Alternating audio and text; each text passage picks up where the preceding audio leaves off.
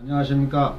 이명난청 어지럼증을 전문으로 치료하는 맑은 머리 맑은 몸 한의원 원장 양의정입니다.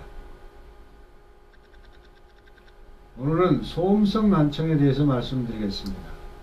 시끄러운 공장이나 공사 현장에서 장기간 근무하는 사람들에서 나타나는 난청 현상입니다. 난청은 일반적으로 서서히 진행되지만 돌발적으로 난청이 나타나는 경우도 있습니다. 소음성 난청 환자들을 보면 4000Hz 청력이 저하고 통상 이명현상이 동반됩니다.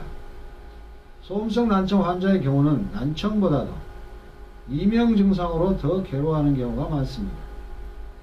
다른 사람과 대화를 못하고 TV를 시청하지 못하는 것은 참을 수 있어도 귀에서 들리는 잡음인 이명은 도저히 견딜 수 없다고 호소하는 환자가 많습니다. 이명 환자 가운데 소음성 난청으로 인한 이명으로 고생하는 환자가 더 힘든 이유는 다른 종류의 이명에 비해서 이명 소리가 크고 불쾌해서 견디기가 힘들고 이명으로 인해서 밤에 잠을 이룰 수가 없기 때문입니다. 소음성 이명 난청 증상에서 기억해야 될 특징 중에 중요한 것은 과거 음양외상입니다. 음양외상이라는 것은 소리에 상처를 입었다는 것인데 과거에 큰 소리에 노출되어서 청각세포가 손상을 입은 경우를 말합니다. 총을 쏘거나 발파를 하는 과정에서 아주 큰 소리에 노출되어 귀가 멍한 손상을 입었는데 그때 당시에는 난청 증상도 이명 증상도 없다가 세월이 흐른 뒤에 이명 난청 증상이 나타나는 경우입니다. 그러므로 총기나 큰 폭발음이 발생하는 기구를 취급할 시에는 반드시 안전장비를 착용해서 청각세포에 충격을 최소화해야 할 것입니다. 소음성 난청에서 또 기억해야 될 것은 상대방하고 오래전에 다툼이 있었거나 또는 교통사고와 같은 사고로 귀 주변을 다친 경우입니다.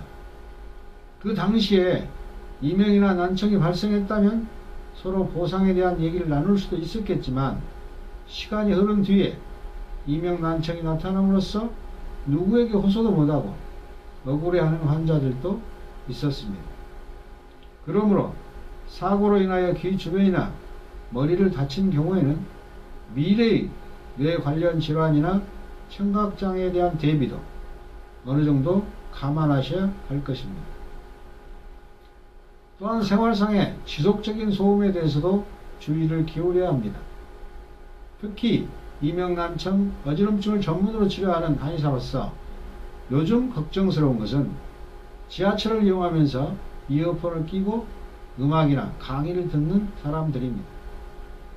지하철 자체의 소음만으로도 청각세포에 무리가 되는데 그보다 더 크게 들어야만 되는 지하철 내 음향청취는 음양외상의 큰 원인이 되어서 소음성 이명난청을 유발할 것이기 때문입니다. 그리고 비행기 이착륙 시 고속철도가 터널 구간을 통과 시 등 큰 소음이 발생 시에는 주의를 기울여야 할 것입니다. 소음이 많이 발생하는 모든 기관에서 근무하는 사람들에 대한 업무 시간과 휴식 시간도 적절한 배분이 이루어져서 사회적으로도 소음성 이명난청에 대한 지침이 마련되어야 할 것으로 보입니다. 감사합니다.